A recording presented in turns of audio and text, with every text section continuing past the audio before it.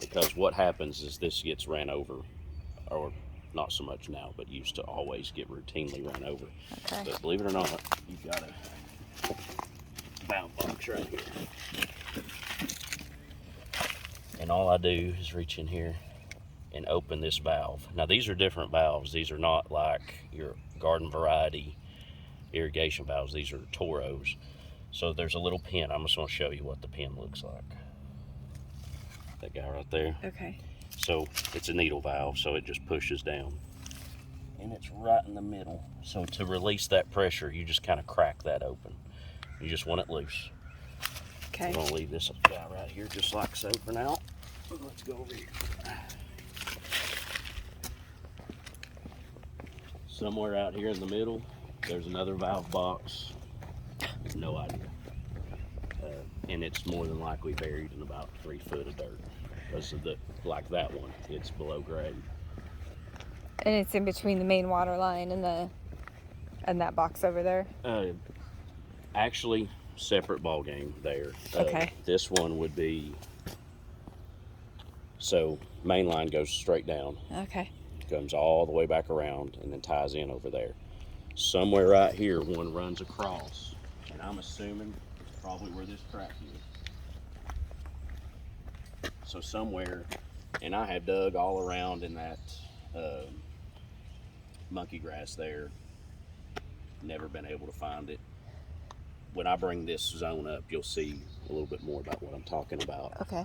This coverage is not the best. It's okay, but for what we got to work with, we piecemeal it together. Okay.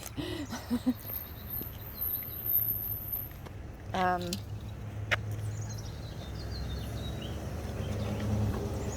might be best for you on that side to be able to see. So you have, I just walked right into a spider web. I know, I just got a mouthful of stuff. God. Jeez. So right here is your connection. Now you have an all brass system, so this is something that I have to, the winterization of it is crucial and very important, especially here because you have all brass. So when you pressurize this with air, it really does, because I mean this winter, and I wouldn't be surprised to see some damage in here because it was so cold.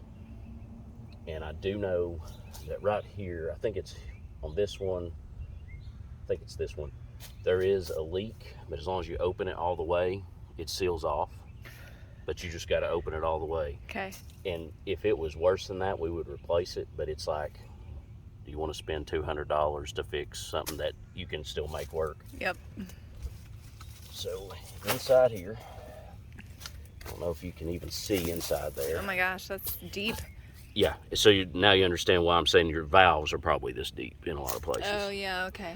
So that little red lever down there Okay. is your shutoff and your drain. Oh, okay. The So- one that's covered in dirt. Yes. Now the yellow is your on and off. So when it's turned like it is, you're in the off position. Okay. So if you wanted to kill the water to the whole system and the backflow, you can turn that lever left. But that red guy down there is a relief. So when you blow it out with compressed air, you open that and it blows the water back out through there, so you don't have water over here, Okay. because that would just freeze and bust. So down here, make sure this is turned on. Now, I always recommend take something because there are copper hits. That is now, nope, now it's closed. You always do it very slowly. You know, notice I didn't just open it all the way. Uh-huh. I also have it valved off here, so now we only have water to here. Okay. So it stopped right there. All right. Now it's safe to open it the rest of the way. So now you got full 1-inch water supply, and it stops right here. Now the next thing, and every time I winterize them, I always blow out every one of these. And to do that, when you blow them out, you have to open them. So just to give you an example, so this one's charged. This is going to have water in it. That's blowing the air out to the left, but then you got water. This side won't. So it's clean, but I want to make sure it's shut off, which is on that perpendicular crosshair there. Okay. Make sure everything's tight. Then we're going to slowly open this and let it charge. You don't just crank it and let it go. Okay. You want to slowly charge it.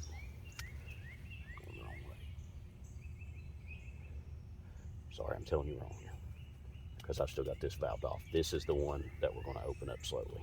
Okay. You see where there's that leak I was talking about? Yep. You'll see where it goes away here in just a second. So we're slowly charging. You can hear the water going. Maybe give it a good 30 seconds just to get some water flowing. But because we opened that valve up over there, it's going to take all the pressure out of the system.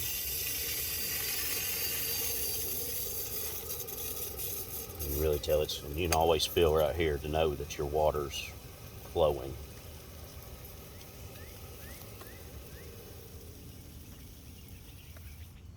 See, once it's completely open, it shuts off. Oh yeah, okay. Right, that's funny how that works. What it is see how there's a little swell right there? Mm-hmm. What happens is water collects in there. Doesn't matter how well you blow it off, because when you turn it, it's going to collect a little small amount of water. And that was a freeze and bust from probably 20 years ago. Who knows? But it's been that way for ever since I've been around. So we're going to go over here and check this valve over here. We should start to hear some water flowing over here shortly.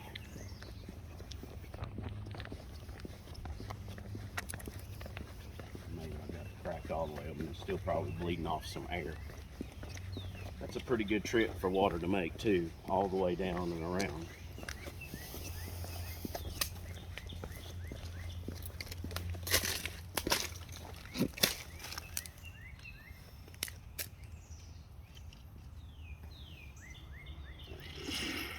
So what, did you release that pin all the way? Not all the way. You just about 3/4 of the way. What I always do is I just crack it open all the way and then maybe just put 2 rounds on it. Okay.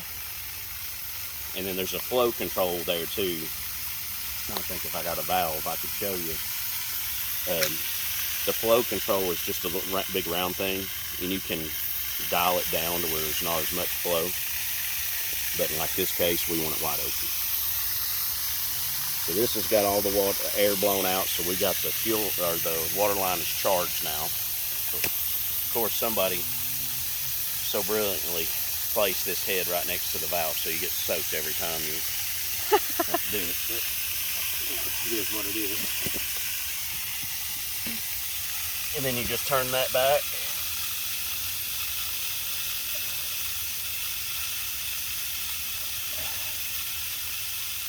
So you're closing that pin all the way?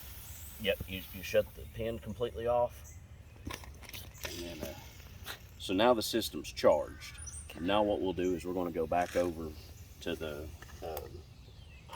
valve, to the backflow, and see if we got any water movement. Because if you do have water movement, then that's your indicator that you know you have a leak immediately. That's the first thing you do every time. Okay.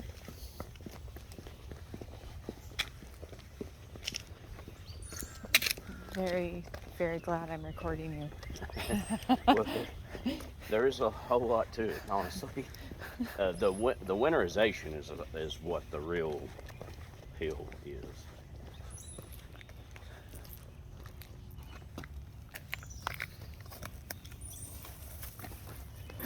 Easiest way to test.